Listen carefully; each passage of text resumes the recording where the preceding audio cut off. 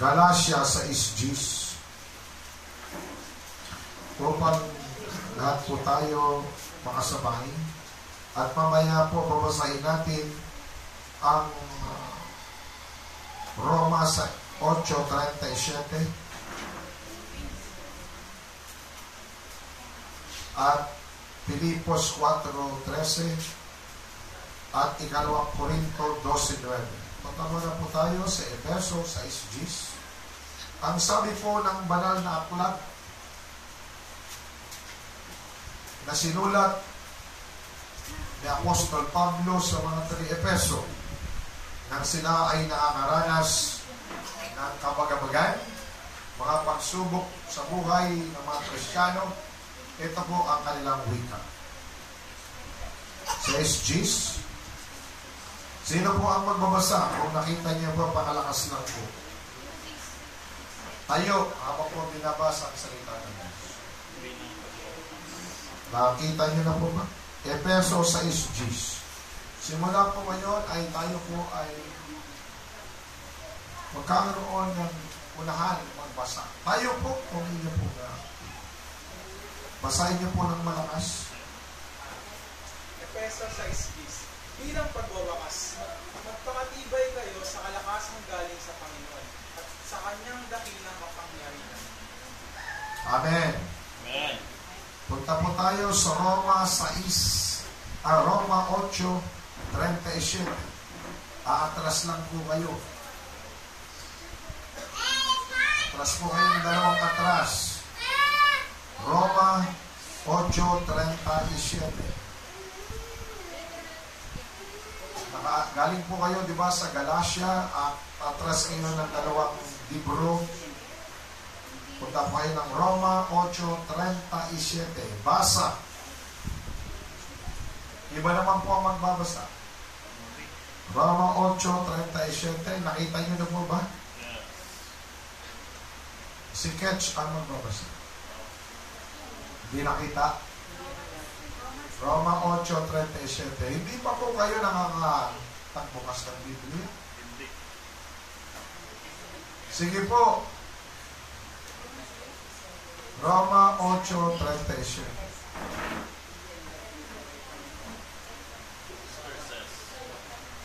Hindi sa lahat ng mga ito, tayo lalong bibigtang magtatagumpay sa pamamagitan niya na nagmamahal sa atin. Amen. Amen. Filipos 4:13. Aabanti po kayo ng 4 na aklat. Katabi po yan ng Efeso, unayan po ng Efeso. Filipos 4:13. Basa.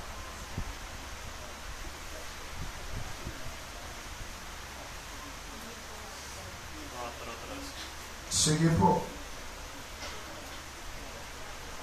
Ang lahat ng Tayo.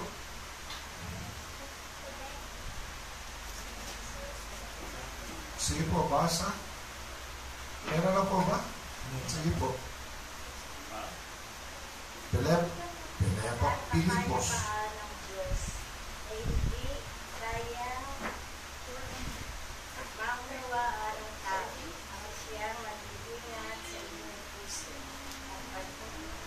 Hindi po. Filipos 4:13. 13 po. Pagbigyan natin si Nanay Marino. Ay, si Nanay Marie, si Nanay Susie. Apo, basa. Ang lahat ng ito ay magagawa ko dahil sa lakas ng kaloob sa akin ni Kristo. Amen. Amen. Huling talata. Sige po, si Brother Alpi naman. Atras kayo, ikalawang Korinto 12:9.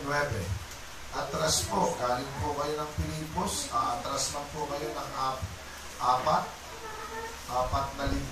aklat.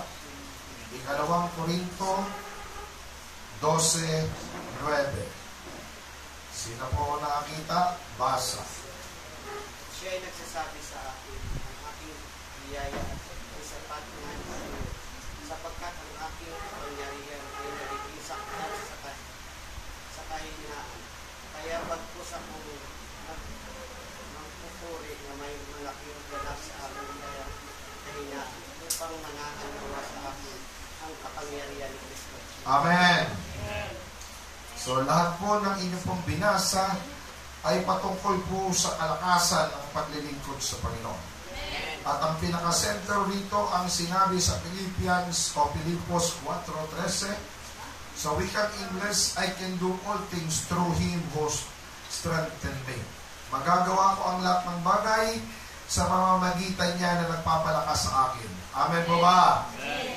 Ano bang mga problema, mga suliranin sa ating buhay, sa mamamagitan ni Kristo na tumawag sa atin, papalakasin tayo at magagawa natin ito. Amen po ba? Bagamat may mga pagkakataon na tayo po'y sinusubok, may mga pagkakataon tayo po ay nakakaranas ng tinatawag nating panghihina ng ating pananampalataya. Dumarating sa panahon na parabang ang akala mo ay nag-iisa ka na lang. Ang akala mo ay iniwang ka na ng Panginoon. Ang akala mo ay hindi ka na kinakalugdan ng Panginoon dahil sa marami nating pagkakasala o pagkakamali. Ngunit, kung tayo'y muling manumbalik sa Kanya, ang sabi niya, magagawa mo ang lahat ng bagay dahil palalakasin Kanya. Palakpakan natin ang ating Panginoon. Ito po ang ating pag-uusapan ngayon. Ngayon po, umaga. Bago po tayo manalangin. Lahat po magbasa. 1, 2, 3, go! Magkatunggali. Sino ang magwawagi? Hindi niyo po ba nababasa? Ang linaw-linaw na. Malabo ba? Diyan malabo rin po ba dyan? Ha? Masyadong maliit? Magkatunggali. Sino ang magwawagi? Pambira. Masyado parang higit yan. Magkatunggali. Sino ang magwawagi? Naiintindihan niyo po ba ngayon ang ating pag-aaralan? Meron pong magkatunggali. Ang tanong, sino ang magwawagi? Manalangin po muna tayo. Lahat po ay yumuko.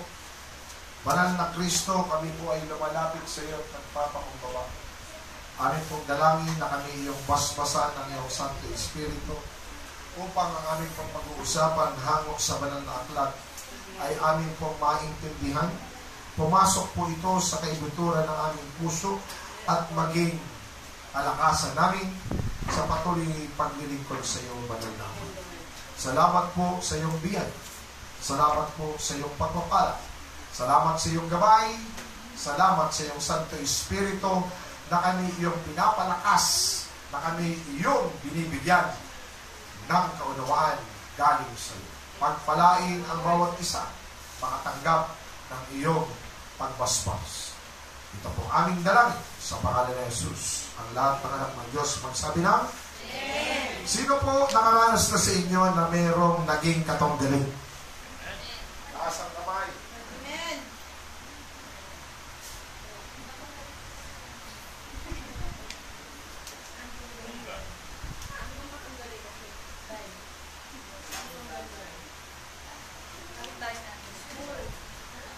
Ang tanong, nanalo ka ba?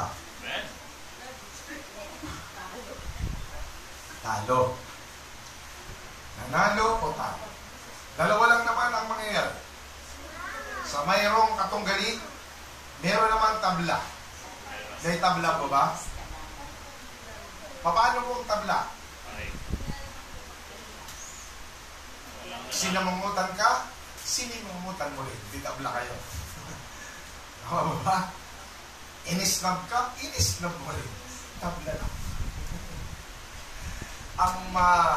Ang pangit dito, sinuntok ka sa kanang mata, sinuntok mo naman siya sa kaliwang mata. Tabla. Pareho kayo nagbaranggayan, pareho kayo may blakay, pareho kayo may asunto. Ang tanong, kayo po ba ay mag-aareglo? So, ibig sabihin, kung titingnan natin ang physical na paghusga, pinapakita rito kung sino ang may damage at sino ang nagsasabi ng totoo. Tama ba ba? Halimbawa, meron po ako na nalaman na isang babae nang ako po ay pumunta sa Batasan, Barangay Hall. Kasi kami rin po ay may sama dyan ng mga pastor. Habang andudong po ko, may tinutulungan na rin ako isang kabataan na maagang nabuntis.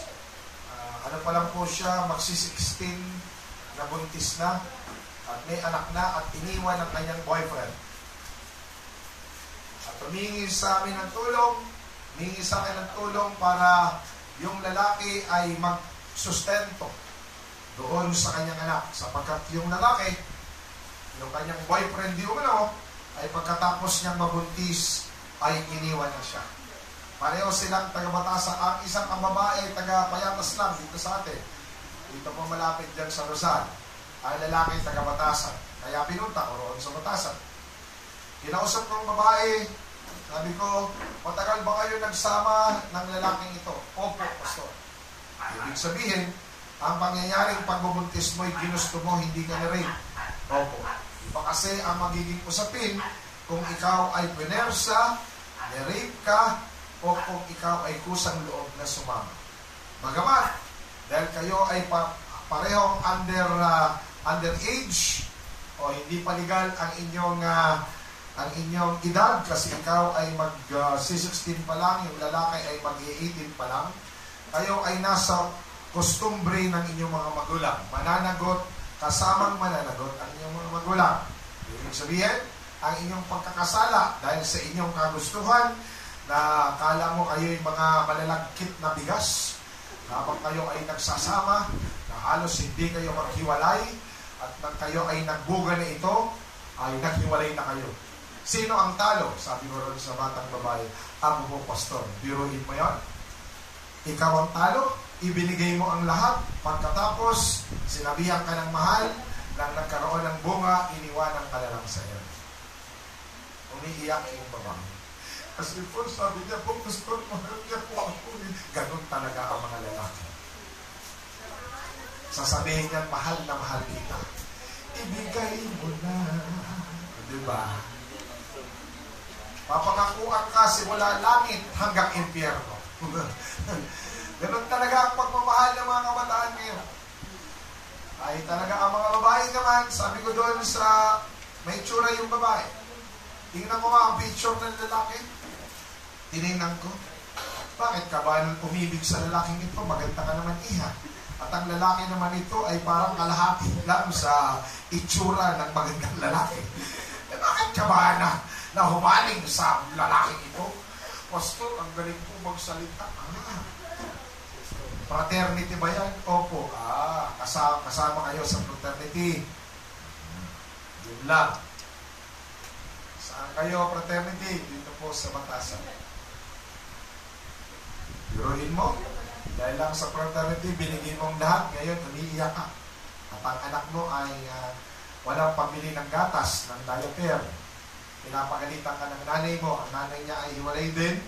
Lola niya lang, kinausap ng lola mo, so tulungin po, pero na nga po, kaya pumunta ako doon. Sinabi ko roon sa Bausi, ay patawag nga ang lalaking ito, doon sa patawag ang purok leader, gusto ko makausap ang lalaki. Nang lalaman ng lalaki, nagtago, hindi na umuwi dyan. Pinatawag namin ang magulang. Sabi ng magulang, ano pong magagawa ko po ay wala na po yung aking anak ng tago. Sabi ko, at ng tago anak mo, sabihin mo sa kanya responsibilidad dahil ano po ito ay minor de edad sila, kayo pong magulang din tutulong dito sa bata. Apo niyo po ito. Tingnan niyo po, kamukha ng anak niyo. Kaya, di ba? Di ako po to. Hindi po maitatago ang katotohanan para pong pinagbiak sila na pinggan. Natatawa man ang magulang, pero totoo. Habang nandoon ako, ay nako po kami kinakausap ko, may lumapit naman doon sa Bausi may pumasok, isang babae rin, ano pa rin siya, 20 years old, underage pa rin. Di pa, kasi ang legal age po ngayon, 25. Hindi na 18. Kasi ibig sabihin sa 25, nasa jurisdiction pa ng magulang na pinataas eh. Dati, 18 years old, wala na yan sa jurisdiction ng magulang. Eh ngayon, 25, kailangan pa ang magulang pag kinasal. Pero pumunta, ang babae ay sinaktan daw siya. Ano nangyari sa'yo? Doon din ako sa Bausi. Ano nangyari sa iyo? Sinaktan po ako na nagsawa ko. Ako po ay pastor at ako ay chaplain din po. At ako rin po ay isang agila. Ano po mapapagdikot ko? Matutulong, ano po ang pwede namin maitulong? Sinaktan po ako na nagsawa ko po, pastor. Sinampal po ako. Ito po. Kailan nangyari? Kanina lang po. Ito ba po? Ito ba po? Ito ba po? Ang daming pasak-pasak. Ang daming kalmot-kalmot. Nasa ng lalaki? Nandiyan lang po. Kinuha mo na ang barangay? Opo. Paglabas ko roon, sandali lang, may papasok na isang lalaki. Ang dami rin kalmot sa mukha. Ang dami rin pasak sa mata. Ano nangyari sa inyo? X-rated to Ramon! Sabi ko na nangyari. Pastor, hinampas po ko ng kabalik niya. Pinagkakalpot po ako, pastor. Yung pong nakikita niyong pasa, siya po gumawa niya, pastor, inuntog niya sarili niya. Hindi, sinaktan niya po sarili niya, hindi niya po totoo. Siya po ang gumawa niya sa sarili niya. Sinasabi niya lang, ako ang gumawa. Hindi po, sino nga siya po talaga? Mahaba ako kung wala nga po kung pastor, ingababa. Parang sa'yo yan, iya. Biruin mo. Pwede, para lang panigan ka ng mata sa matas, pwede kang magsinungaling. Tama ba? Tama mga babae? Kaya mo yung pugang sarili mo, sabihin mo, pinok po ka ng asawa mo. Pwede mong sakalin ang sarili mo para magkaroon ng pasak at sabihin mo, sinakal po kasi ako ng asawa. Tama ba? Pwede mong iumpog yung dito mo kahit masakit, para ang laki ng pasak, tinulak po ko niya, tumapak po sa hagdan natin, pasa. Ito po, ang panindigan na ko. Tama po. Tapos pag pumunta naman lalaki, ganun din. Siya nga po pinukpok po ko ng kaltero. Pinalo po ko ng bangko. Lahat po sinabi. So ngayon, sino ba talaga nagsasabi sa inyo ng totoo? Tama ba? So dadalhin yan sa dokumento at investigasyon, yung kanilang hinawakan, yung mga fingerprints, at yung mga dahilan ng pasak. Pupunta po yan sila. So, ibig sabihin, malalaman kung sino ang nagsasabi ng totoo, at kung ang totoo ay maging kasinungalingan, at ang kasinungalingan maging totoo, siya ang magwawagi. Tama po ba? Yan ang batas ng tao. Tama po? Pero ang batas ng Diyos, kung sino may kasalanan, siya ang mananagot. Amen! Walang maililihim, walang maitatago. Sa matagal na panahon, lahat ay ibubunyag. At kung ano man ang naging problema, at sino man ang nangapi, at sino ang mabibigyan ng karapatang magwigi, siya po ang magwawagi. So ngayon po umaga ito, pag-uusapan natin to kung sino ang magwawagi. Na ano po nakita niyo po sa ilustrasyon? Ano po nakita niyo? Tagupuan, hilaan ng lubid. Amen? Sa tingin nyo, kamay ba ng lalaki, parehong lalaki yan o babae? Parehong lalaki o parehong babae? Parang parehong lalaki, no? Medyo solid. So parang ano lang yan eh. Akin ang anak! Sa'yo yan! Sasabihin ng babae, inaangkin mo dahil gwapo. Tingnan mo lang mukha mo, hindi ka naman gwapo. Hindi naman sa'yo yan eh.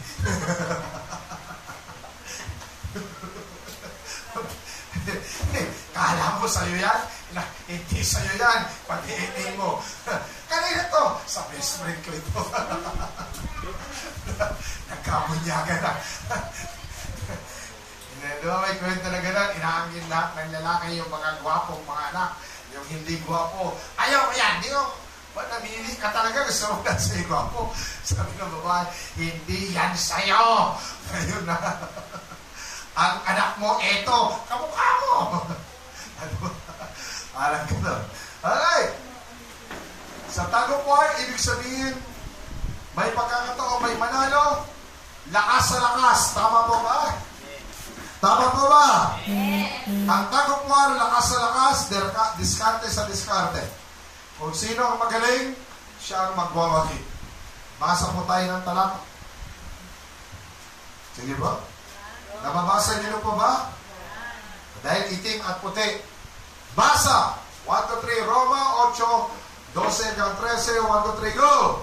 Mga kapatid, wala tayong pananagutang sundin ang mga hilig ng mabuhay tayo sa katawang makalamay. So, 13. Ang tagal. Naglag. 1, 2, 3, go! Sapagkat mamatay kayo kung nabuhay kayo tayo sa katawang makalaman.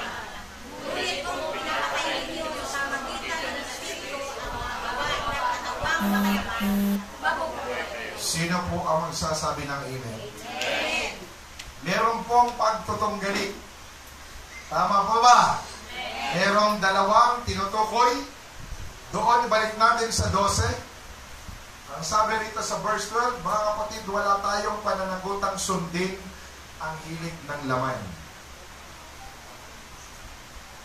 Wala raw kayong pananagutang sundin ang hilig ng laman. Ang lahat ng gusto ng laman, ibig sabihin po yan, yung ating hilig ng ating gusto, na gusto mong gawin na hindi naman gusto sa ng Panginoon, wala po kayong pananagutin na sundin yan. Sapagkat pag ikaw na Kristiyano, ang pananagutan mo na sundin ang kalooban ng Kristo. Amen ba ba? Ibig sabihin, pag ikaw na Kristiyano, tinanggap mo na si Kristo, namuhay ka na bilang kanyang tagasunod, namuhay ka na bilang kanyang mga anak, wala ka ng pananagutan sundin ang anumang hilig ng laman mo. Bagkos susundin mo na ang nais ng Kristo mo. Andiyan po ba kayo? At pinabigat niya pa sa 13. Sa verse 13, pinabigat niya pa. At ang sabi niya, sapagkat mamamatay kayo kung mamumuhay kayo ayon sa katawang makalaman. Ngunit kung pinapatay ninyo sa pamamagitan ng Espiritu ang mga gawa ng katawang makalaman, mabubuhay kayo. Andiyan po ba kayo? Ibig sabihin, Pastor, ano po ba ang salitang laman?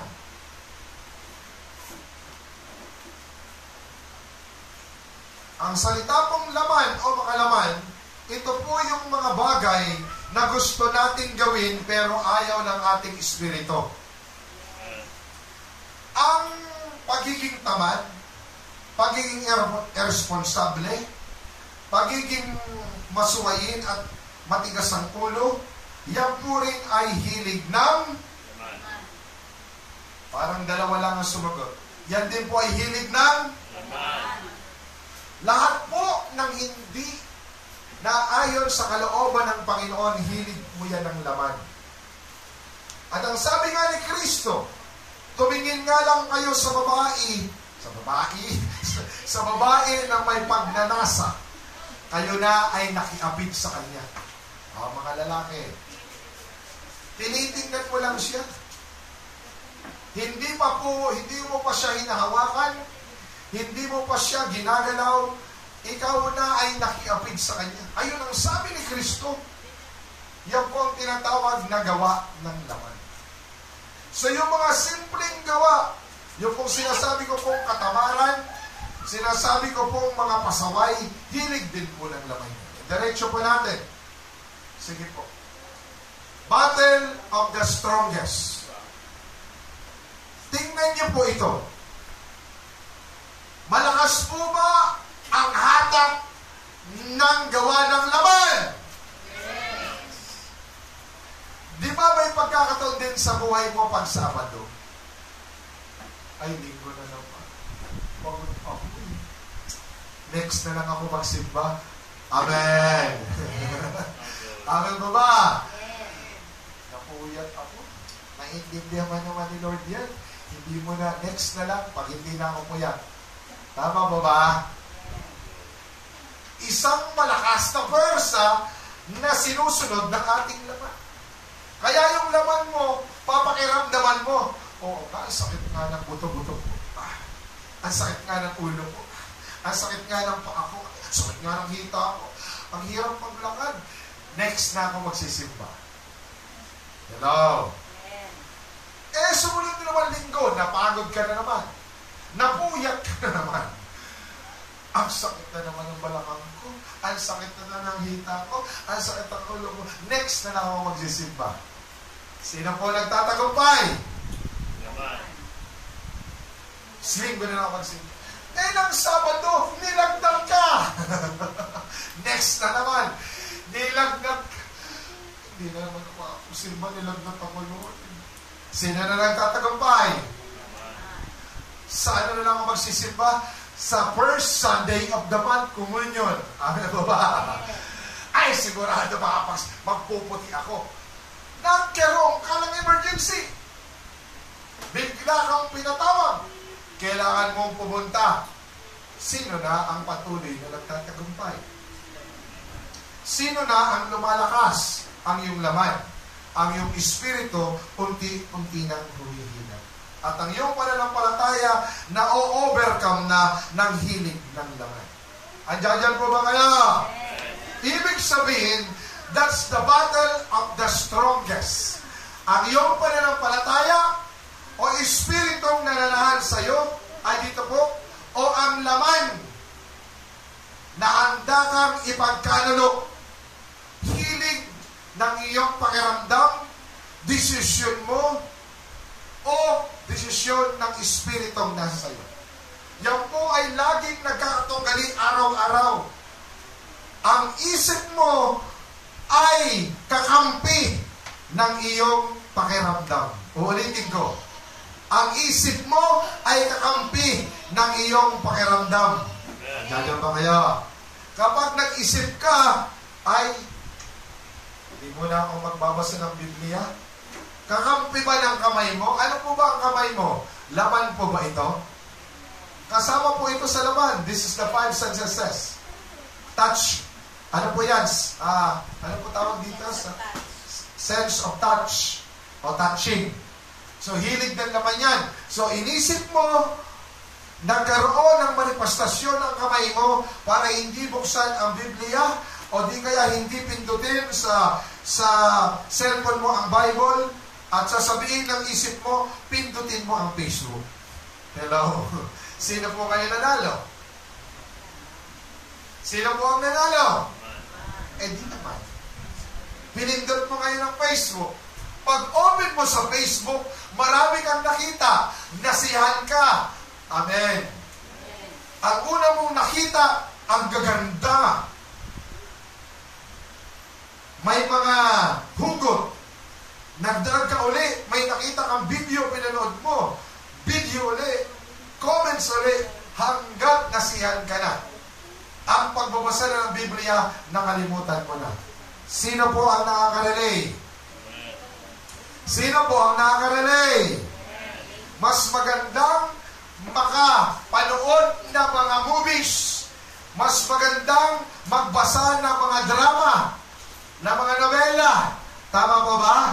Mas magandang panoorin mo ang mga gusto mong panoorin kaysa makinig ka ng salita ng Diyos.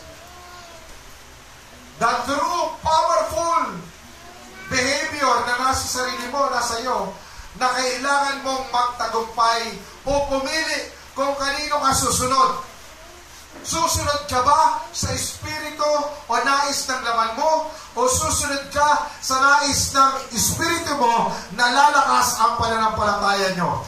Mamimili ka. Amen. Hello? Magkatunggali yan. Sino po ba ang nagwawagi araw-araw sa buhay mo? Paglakad mo kay Kristo o paglakad ng sarili mo? Laging magkatunggali, laging naghihilahan. Amen ba ba? Magbabasa ako, uwang. Pupunta ako sa church, may gagawin ka.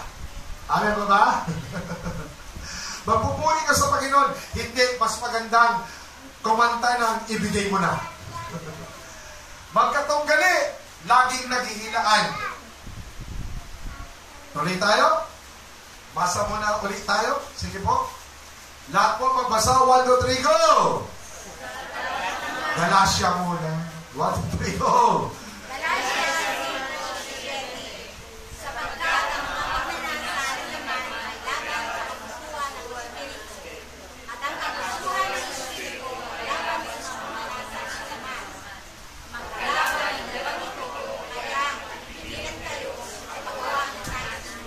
Tama po ba ang sinasabi ko? Tama po ba ang sinasabi ko? Ito po ba ay nakatala sa banal na aklat? Si Apostol Pablo na ang nagsabi sa mga taga-Galacia. Meron pong kagustuhan ng laman at may kagustuhan ng Espiritu. Magkalaban ang dalawang ito. Amen! Magkatunggali ang dalawang ito. Sino ang magwawagi sa buhay mo? Ang nais ng iyong laman o ang nais o kagustuhan ng Espiritu sa buhay mo? Sino po ba ang susundin? Ang kanan o ang kaliwa? Sino ang magwawagi? Bawal po ang asunto rito. Dapat ito. Kasi pag makipag-asunto ka, ano pong ibig sabihin ng asunto? Ay, ng areglo. Ano po ang ibig sabihin ng areglo? Nag-ayos. Ang asunto? Tuloy ang kaso. Tama? Maglalaban tayo. Pwersa sa pwersa, dokumento sa dokumento, witness sa witness, kailangan may magwagi. Bawal ang areglo. Hindi niyo po ba alam ang nais, ang maipaglaban sa laman? Laban sa Espiritu, bawal po ang areglo. Hindi ka pwedeng maipag-areglo sa nais ng laman mo at sa nais ng Espiritu mo. Kailangan isa lang ang piliin mo. Ano ang pipiliin mo? Ikaw ang magpapasya. Nandiyan po ba kayo? Tuloy tayo. Nagpasya ka na ba? Number 1, kung sino ang malakas, siya ang may control. Tama po ba? Yes. Di ba po sa isang relasyon, pag may boyfriend, girlfriend kayo, kung sino ang demanding o powerful sa inyong dalawang babae lalaki, siya ang nasusunod. Meron po kong mga nalaman na babaeng nasusunod. Sunod-sunuran ng lalaki. O, tamang dalawa, sabi, sumunod ka sa akin. Pag hindi ka sumunod, wala kang kiss. Eh, di susunod. Di ba may gano'n? Eh, gano'n mga babae. Sa mag-asawa, pag hindi mo sinunod ang mga sinasabi ko, ouch, hindi mo lang bukas susunod. No. Ginagamit ang lahat para sumunod. Magsahin ka. Pag hindi ka magsahin, alam mo na, magsasahin na nga. Ito naman, na-delay lang ng konti, nagalit na. Maliligo pa naman ako maya. O ano, magsasahin na nga eh. Merong tinatawag nito na pagkukontrol. Kung sino po ang malakas, siya po ang nagkakontrol. Dati, ang pinipili lang ng Panginoon ang mga lalaki. Tama po ba? Simula sa lumang tipan at ganoon din sa panahon ni Kristo. Kalimitan, ang mga pinipili na manamahala sa iglesia, karamihang lalaki, kukunti lang ang babae. Sapagkat ang lalaki ay binigyan ng dominion ng Panginoon upang mamuno. Ano po naging dahilan bakit tumawag din ang Panginoon ng mga babae para mamuno? Di ba ngayon ay pantay na ngayon? Meron ng mga babae na CEO na dati bawal ang mga babae na maging CEO ng company. Kailangan lang ay lalaki. Noong dati, bawal ang babae maging chairman of the board. Ngayon ay meron ng mga babae. Bakit pinahintulutan na yan? Dahil ang kalaman ay pareho nang naabot ng dalawang level. Tama ba ba? Hindi dahil ang lalaki ay mas matalino sa babae, wala na po ngayon yun. Dahil nagpapantay na ang talino ng lalaki at talino ng babae. Ang ngayon na ay pinagtatalunan yan sa kongreso. Sinasabi ng mga babaeng kongregista, ay tama ba kongregista? Kongresista. Wala ko durugurista. Kongregista. Sabi ng mga babae, mas magagaling kami sa inyo mga lalaki. Kayo, puro lang kayo forma. Kami mga babae, puro kami aksyon. Sasabihin ng lalaki, saan? Puro lang kayo paganda, puro lang kayo pa-make up. Kami ang action man. Diba? Ganon lagi ang kanilang bangayan. Sino ba ang nagtatak ng bar? Diba kami yung mga lalaki? Kayo mga babae, lagi kayong pangalawa lang. Pero na nagkaroon ng chief of Supreme Court Chief, si Nazareno. Di ba? Nazareno ba? Nazareno pala, si Serrano. Hindi Nazareno. Si Serrano, na nakalala namin ni Brad Ludwig. Nazareno. Yung nakalala natin doon sa Payatas, si Serrano, si Chief Justice Serrano, nakalala namin yung Christian kasi yun. Nang nagkaroon ng Chief Justice na babae, ay saludo lahat ng lalaki. Hindi ka pa pwede sumaway sa Supreme Court Justice na babae ng araw, si Serrano. So ngayon, tatanungin kita, sa sarili mo, sino ang nagkokontrol? Espiritu mo o ang iyong sarili? Ganyan pa ba kayo? Sino mo nagkokontrol? Ikaw.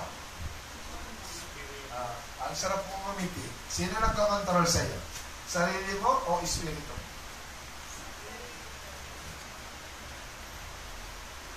Dahil dyan, ikaw ay honest, tanggapin mo ang kaparusahan ito. Pastor, honest na nga, may parusa pa rin. Sana nagsinungaling na lang ako. Okay. Sino po ang mas sinusunod? Sarili mo o espiritu? Karamihan po, 80% sarili po ang sinusunod kaysa 20% espiritu ang sinusunod. Bakit kaya nangyayari yun? Dahil mas malakas ang tawag ng emosyon. Amen! Mas malakas ang tawag ng pagiging makalaman o pagiging makamundo kaysa tawag ng Santo Espiritu. Kasi kung mas malakas ang tawag ng Espiritu Santo, puno lagi ang iglesia sa buong mundo. Sa buong Pilipinas, every service, puno ang mga Kristiyano aaten. Dahil nagtatagumpay lagi ang Espiritu. Pero hindi. Marami pa rin uma-absent ng mga Kristiyano tuwing linggo. Ang dahilan, may ginagawa po kami kasi, Pastor, pag linggo. Meron kaming pupuntahan, Pastor, pag linggo. Meron kaming iminit Pastor, sa linggo. May hahatid po ko, Pastor, sa linggo. Linggo pa talaga, ginawa. Kung linggo-linggo, wala na, hindi na makapag-church. Ang pakiramdam ng tinatawag po na feelings, malakas po yan. Tama po ba? Ang sabi nga ng aming dating preacher ko dati, bakit kaya pag sa church, malakas tumawag ang antok kaysa sa dilat ng mata? Bakit?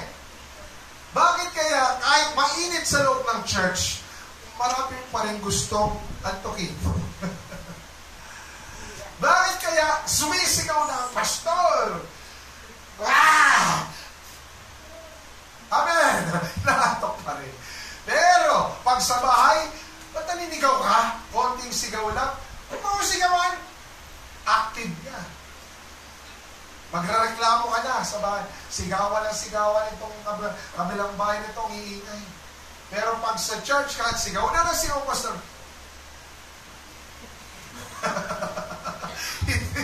Hindi talaga, hindi mapigilan ang pagbaba ng piling mata. Amen mo ba?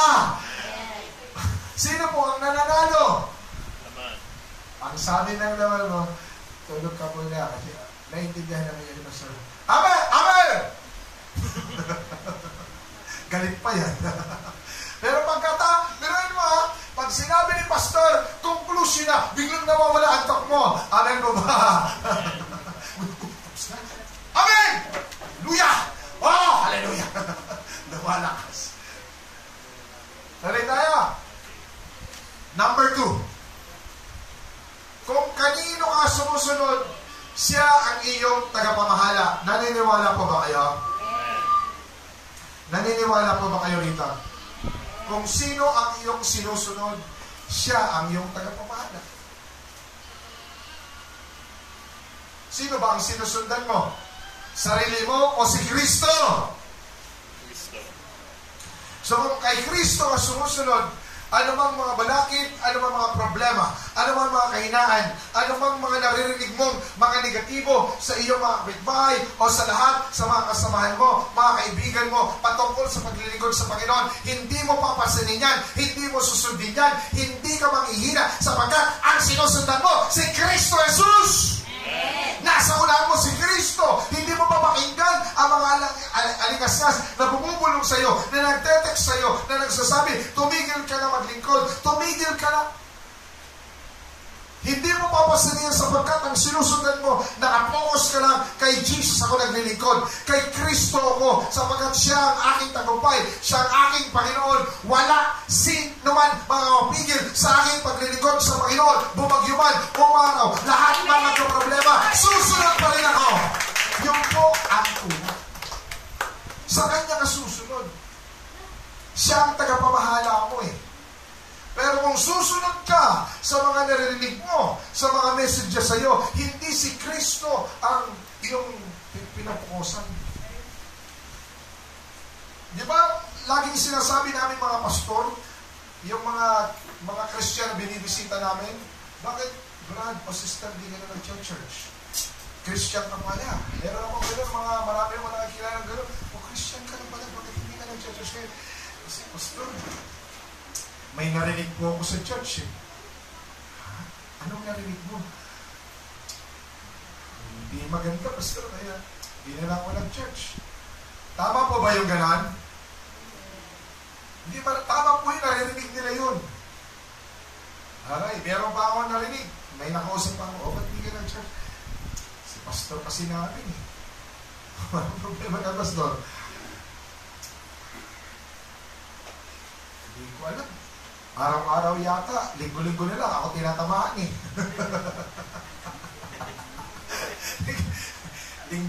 Wala yata ang linggo na hindi ako sinasama ni pastor. Huwag na ako mag-church! Lagi na lang ako, nakatitig pa naman si pastor sa akin. Naglalaki mata. Wala naman ang ginagawa ko kasama. Meron naman. May nakaaway sa church. Tama ba ba? Hindi na ako mag-church, pastor. Kasi marami po talaga. O ba't hindi ka nag-church sa church mo? Kilala ko ba, pastor, kung mayroon po ako. May binigay po sa akin, ito po, may binigay po sa akin ng 700 club na collar.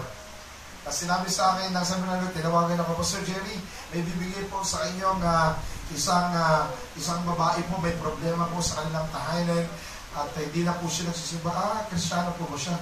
Opo, sige po. So, tinawagan ko. O sister, ay binigay po sa akin ang number niyo ng 700 Club. Ako po ang mananalangin po sa inyo at pwede po kayo puntahan sa bahay. Ay, pastor, pumunta na po ako ng Cavite. Para po munang, masyado na po ako nasisigal doon. Ano po siya? Taga 13. Alam niyo po ang 13? Dito lang sa Payatas. Ganun ba? Ano ba ang naging problema? Ang naging problema ay patungkol sa pananalapi. So, hindi ko na inungkat. Pag pananalapi, medyo matindihan. Tama po ba? Matindihan pag pananalapi. Habang kami nagkukwentuhan, may nabanggit siya. Sabi kasi na 700 girl sister, Christian ka na. Opo, saan ka ba nag-church? Sa Payatas po. Payatas? Saan banda? Binanggit niya yung church. Eh, kilala ko yung pastor na yun. Hindi ko na rin babanggitin. Sabi ko, kilala ko yung pastor ko. Ano ba problema? Ba't hindi ka nag-church? Actually po, pastor, yung anak ko pong lalaki, musician po roon. Yung isa kong anak na lalaki, siya po roon ay singer doon. Yung anak ko pong babae, dancer doon. O ngayon, nag-church mo minsan, hindi na po. Bakit? May nangyari ng problema, pastor. Naka po, magaling po pastor nyo. Ba't hindi na po? Pwede ko po bang bistahan sila at tanungin kung ano nangyari? Bakit lahat po kayo hindi na nag-church? Pati po kayo, nasa Cavite na. Ang asawa niyo po ba nag-church? Hindi na rin po. Bakit? Dati po, worker po asawa ko. Sabi ko, lahat pala kayo magkagala. Opo, ikaw, financer po ko ng church, sa matulong po. Ba't hindi ka na kayo nag-church? May problema nga po, financial. Sabi ko, magaling ang inyong pastor. Saludo po ako sa pastor niyo. At ayaw ko naman sabihin, dito ka na magsimba sa amin. Pangit naman yun. Hindi po kasi ako ganong pastor. Bago siya magsimba, kailangan magpaalam muna sa kanyang pastor dahil kilala ko yun at mag-usap kami. Baka naman yung mga miyembro na yun, may hindi magandang naging karanasan sa iglesia. At pwede niya sa akin sabihin, sige kaibigan, o pastor, ipinagkakatiwala ko na ang buong pamilya sa iyo. Baka ikaw ang kasagutan sa aming mga panalangin. Di ba? Ibig sabihin po, ang ating paglilingkod, marami po talaga tayong inaarap ngayon dahil marami na dumating ang ating Panginoon. At ang sentro ng ating kaaway, lahat ng naniniwala kay Kristo, patigilin sa paglilingkod kay Kristo. Pinaalala sa akin ng Panginoon. Sino po ang nakikinig kay Ed Lapis? Pwede po ba wag muna kayo makinig? Sa akin na lang po kayo makinig. Dahil may katuruan po ngayon ng isang magaling na talagang ginagalang na pastor sa buong Pilipinas at hindi lang sa dito kundi sa ibang karating mga bansa. Siya po ay nag-iba ang kanyang katuruan. At ang sinabi niya, si Yahweh ay si Satanas.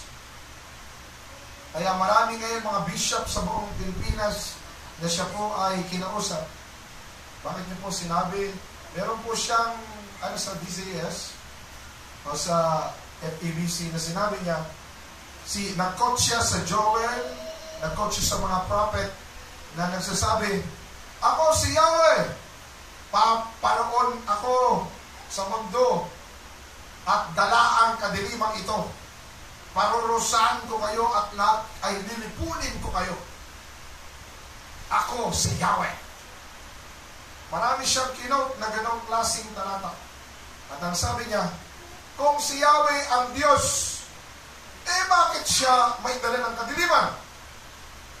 Bakit siya manlilipol ng tao? Di ba si Kristo Jesus, ang sabi niya, pumarito siya, ako ang liwanag, ako ang kaligtasan, ako ang kapayapaan. Bakit itong si Yahweh ay iba ang binabanggit? Ibig sabihin, si Yahweh ang demonyo. Kaya lahat kami nagulat. Ano ba nangyari? Kung iyo pong babasahin po ang buong chapter na kinuha niya po ng verse, naturalmente po, noong unang panahon, si Yahweh po, o si Jehovah, o sino pa mang pangalan ng ating Diyos, siya po ang Diyos ng kaparusahan. He is the God of judgment ng araw. Pag hindi ka sumunod sa Kanya, lilipulin kayo. Padadalang Kanya ng apoy. Padadalang Kanya ng kadiliman. Dahil patuloy kang sumusuway sa Kanya. Kahit marami ng propeta na pupunta sa Israel, hindi pa rin sila sumusunod kay Yahweh. Kaya ang sabi ni Yahweh, ako si Yahweh, magdadala sa inyo ng kadiliman at kayo'y mapupuksa. Hindi niya ba binasa ang lahat ng teksto bago siya nagsabi na si Yahweh ay demonyo?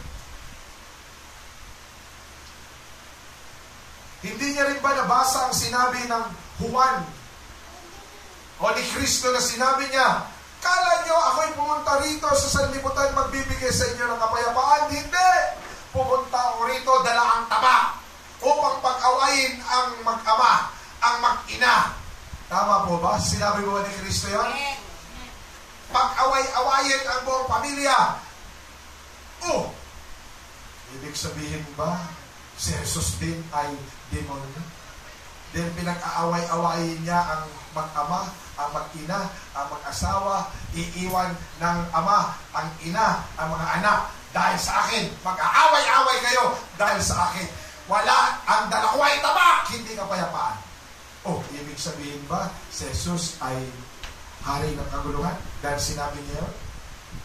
Isa lamang po yun, pagpapahiwatig na dahil sa salita ng Diyos, magkakaroon talaga ng pagbabahi-bahagi sa tahanan. Di ba pag ang isang lalaki pa-born again, ang babae hindi pa na-born again, pinag-aawayan nila yon. Amen po ba? Amen po ba? Sa isang pamilya nga meron pong born again, may Juanes, merong Iglesia ni Cristo, may Mormons, may Saksi ni Jehovah, merong Seventh-day Adventist, may Baptist. Ang saya-saya nila. Kaya sila, pag sila'y nagkakainan, ang isang Seventh-day Adventist, hindi may pwedeng kumain ng isdang walang kaliskis. Nabili ni nanay, dahil born again si nanay, binili, walang kaliskis. Nagalit si anak, pambira ka naman ay, bilan mo naman ako ng isdang may kaliskis, hindi ako kumakain yan Sumagat naman ang Juanes, ay ang hirap sa inyong mga sabadista kayo, mapipili kayo, binasmasan niya ang Panginoon, nagdebate na. Ay, mas maganda na lang pumunta na lang kayo sa Iglesia ni Cristo. Kasi kayo hindi kayo ligtas. Kami lang ligtas. Tingin na lang. Kaya nag-aaway-aaway sila. Pambihirang pa ito. Hindi na ako kakain. Wala nang kumain. Natira ang nanay na born again. Pagpalain mo, patawarin mo kami, Panginoon. Sa aming pagkakaiba-iba. Tama nga ang sabi mo, may dala kang tabak dahil sa iyong salita. Diba? Tama ba ba? O ibig sabihin ng sinabi ni Kristo, si Kristo na ay demonyo. Hari na siya ng kaguluhan. Siya ba ang Kristo na pag-wawatak-watakin ang bahay? Kung halimbawa ganyan, brad, ang mga anak po, puri iba-ibang reliyon. Hindi talaga magkato. Halimbawa, may naging anak ang Muslim na sa pangalan, puri! Sabi mo, ano, puri si Allah. Ala. Magkahaiba talaga kayo.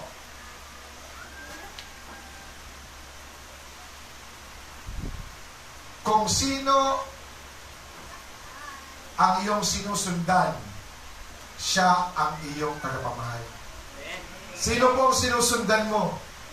Si Kristo po ba o ang asawa mo? Ang hilig ba ng laman mo o si Kristo? Dapat si Kristo lang ang ating sinusundan. Amen.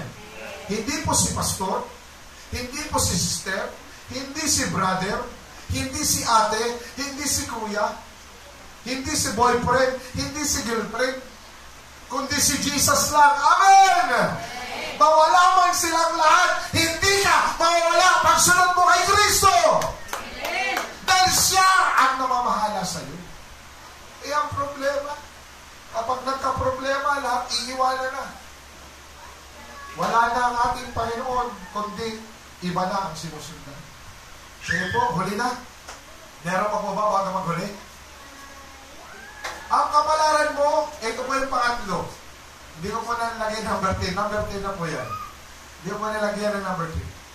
Ang kapalaran mo, depende sa sinusundan mo. Tama po ba?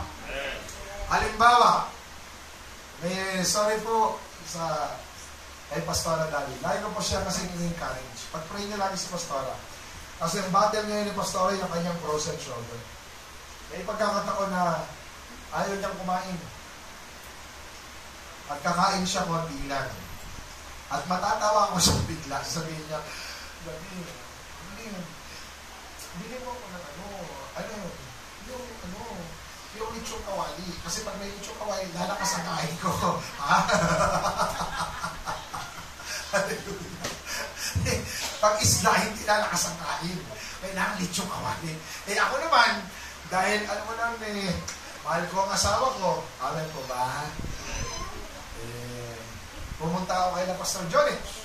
Dahil ako si Pastor Jones, pag pupunta ako ron, kahit hindi ako magsabing hingi, kuya, dali mo na to. Paborito to ni ate. Binigyan ko siya. Alam mo, dadami ang kain. Konti rin ka na. Gusto ko sana, may gusto ko. Ano na naman? Kasi pag ulam mo, kakasang ka. Sabi ko, kasino kanina yan? Ay na nga sinasabi sa utak mo.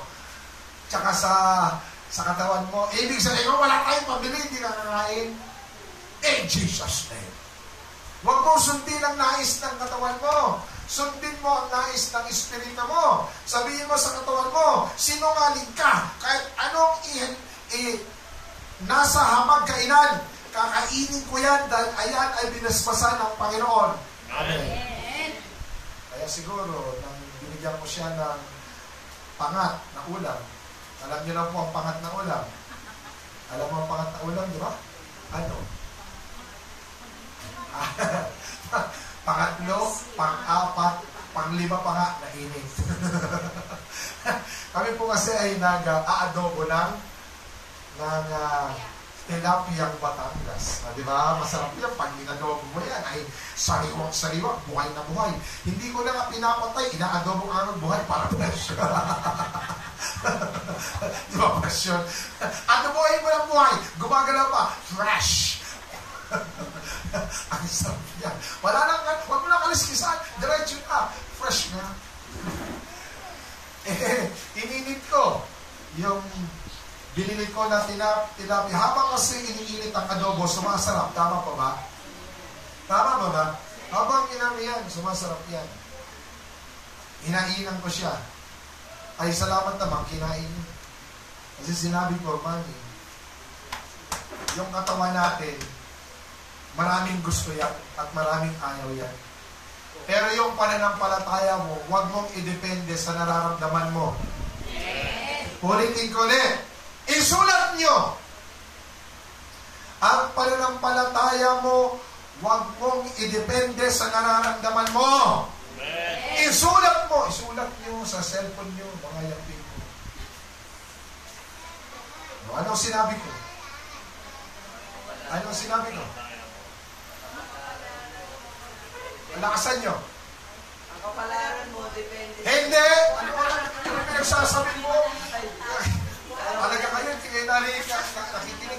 Yung kasi sabi ko lang kanina. Sulat mo. Ako niloloko ko talaga. Mamaya, kausapin kita ha. Huwag mo i-depende ang iyong kagustuhan. Sige, sino po ang nakakala? Sige, sino po? Brandon. Huwag mo i-depende ang pananampalataya mo sa nararamdaman mo. Yan. Huwag mong i-depende ang pananampalataya mo sa nararamdaman mo. Sulat nyo. Para lahat. Tapos i-post nyo. Lahat mo magpo-post.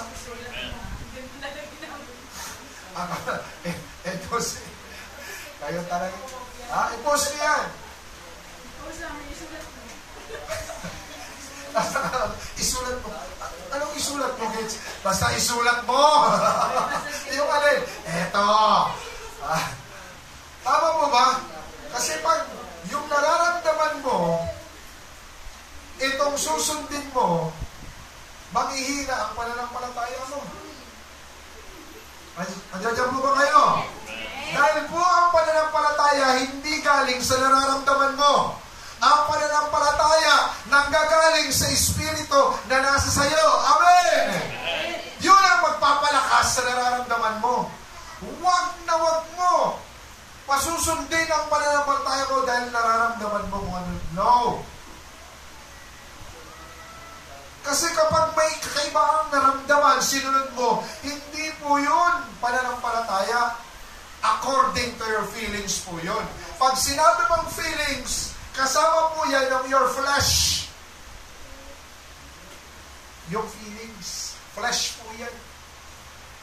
Kaya karamihan ng pag-ibig, flesh po. Kaya nga si John po nadali si Adan, di ba? Dahil mahal naman niya si Eva. Si Eva. Dahil mahal na niya si Eva. Kaganda ni Eva Sabi ni Adan, ako po, pag hindi ko to kinain, magkakahiwalay kami ni Eva, kainin ko na lang. Tama ba? Ay, naku, kinain mo na ba yung sinabi ng Panginoon na huwag mong kainin yung bukas? Oo. Ito mo kinain. Masarap eh. Tikman mo na. Isip ko na, pag dito ko kinain, magkakahiwalay kami, kainin ko na para magkasama kami sa hirap ang ginawa. Totoo ba nangyari sa kanila? Totoo po ba? Kanyang tinalikuran ang pagkatawag ng Diyos sa kanya. Kanyang tinalikuran ang pagiging Diyos ng mundo. Kanyang tinalikuran ang pagiging makapangyarihan dito sa mundo. Kanyang tinalikuran ang lahat ng pangako ng Diyos. Sinunod niya ang pag-ibig niya kay Eva. Kaya makalaman ang pag-ibig. Hindi dumidepende sa pananampalataya. Last. Sige po. Entertaining the desire of the flesh, faith will be tied up.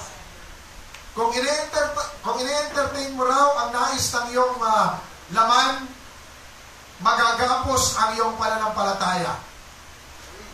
Kapag binigyan mo ng pansin na gusto ng katawan o laman, maigagapos ang iyong pananampalataya. Magagapos po yan, di po gagana yan.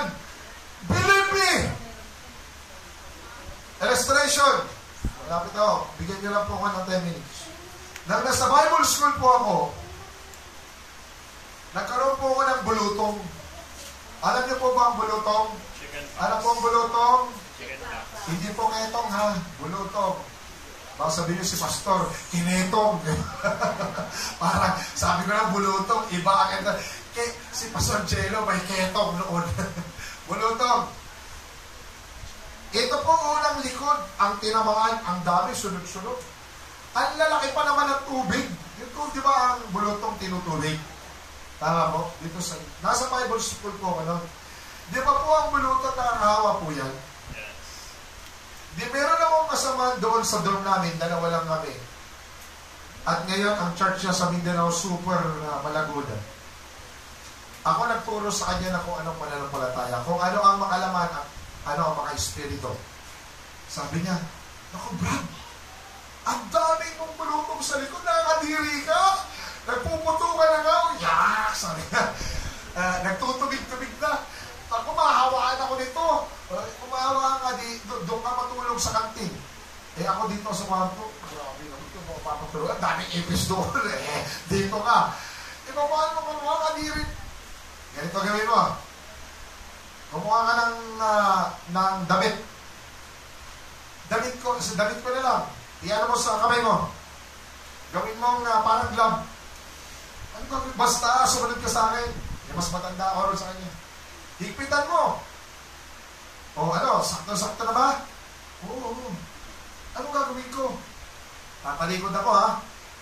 Umano ako sa pader. Humawa ako sa pader. Nakita mo ba mga bulutong? Oo. Suntukin mo yan. Ha? Pag sinunod mo, magtatasi ka sa akin. Sabi ko, naniniwala ka ba? Nakapagaya ng sinuntok mo. Gagaling yan sa pangalan ni Jesus. Bakit ako pa?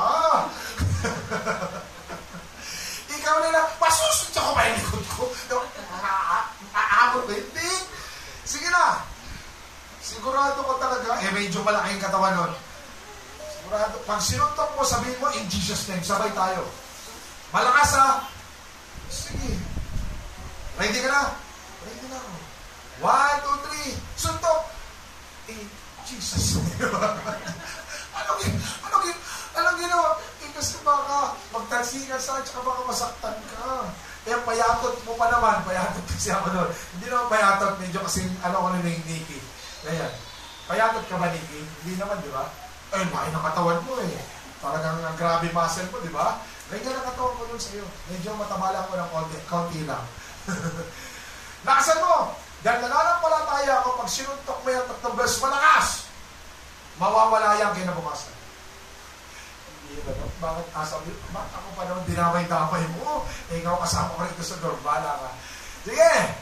1, 2, pa! Ang lakas mo ng sobrang yata nakasabi mo, nakasabi. Sige, isa pa. Talagang 3 beses. Halos pa yung baga ko lumabas sa bibig ko. Ganun ang pananampalataya ko. Sabi ko, Ang sakit talaga ng likod ko. Lahat ko nagputungan. Sabi mo, tinalsiyan ka ba? Buti naman, hindi. Sabi ko, okay ka lang ba? Sakit pa, papalapalumpok. Sabi mo, lakasan ko. Alam mo, talagang ininda kayong kinagabihan. At kinalim namin, nag-pray kami. Kailangan, Panginoon, bukas, tuyo na ito sa pangalan ni Jesus. Kaya pagising ng umaga, miracle took place. Nagulat siya. Tingnan mo, Brad, nakita niya lahat na tuyo ang sugat na nagtutubig. Di ba, pananampalataya, palakpak sa Panginoon. Ganun po ang pananampalataya. Kung sumunod lang ako sa sabi ng aking laman, ang sakit, lalagnatin ako, kailangan ko mahinga, kailangan magpahinga, hindi ganoon na ako, lalagnatin na ako, hindi na ako gagalaw. Di ba? Amen. Ayan ang katawan. Tama ba ba? Makakahawa ako, bawal ako lumabas, baka magkatawanan ako, hindi ako makakasama sa pagkain sa kantin, o sa ulam. Bawal dyan kumain ng malalansa. Tama po ba pag may bulutong ka? Bawal kasi makakati lalo. Sabi ko, hindi. Sabi ko rin, ate, anong ulam natin? Sabi niya, ano ba yun, dorado ba yun? Na isda, ang laki. Ang sarap niyan. Sabi sa akin na, di ba may bulutong ka na ingay? Mamaya naman na hindi. Magaling na yan, di ba? O nga pala. Amen. Kinain ko lahat. Dahil naniniwala ko, pinagaling na ako ng Panginoon. Yung po mula ng palataya. Hindi ka mo sumusunod sa nararamdaman mo. Sumusunod ka doon sa sinasabi ng Panginoong Kristo sa Biblia. Yung po ang matinding pananampalataya. Tuloy tayo, magtatapos na tayo. The flesh is anything that is separate from God.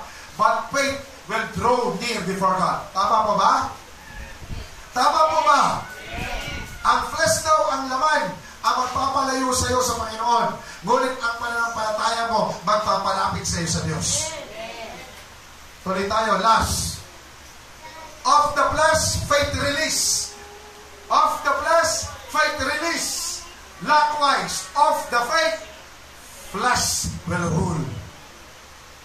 Ulitin ko po, of the flesh, faith release. Likewise, of the faith, flesh will rule. Ibig sabihin, huwag mong bigyan ng pagkakataon ang hilig na laman mo, ang pananampalataya mo ay mabubuksan. Ganun pa man, kapag sinarado mo ang pananampalataya mo, ang yung katawan o hilig ng katawan mo maghahari sa iyo. Last na po ba? Last. Crucify the flesh. Lahat mo magsabi, 1, 2, 3. Crucify the flesh. Pigilan itong maghari. Ipako mo ang nais ng laman mo, palabasin mo ang pananampalataya. Huwag mo kayaan maghari ito sa buhay mo. Bagkus ang pananampalataya ang siyang magiging sentro ng paglilingkod sa Panginoon. Tayo po ito may hallelujah. So ngayon po umagang ito, bago po dapat lagi mong panatilihin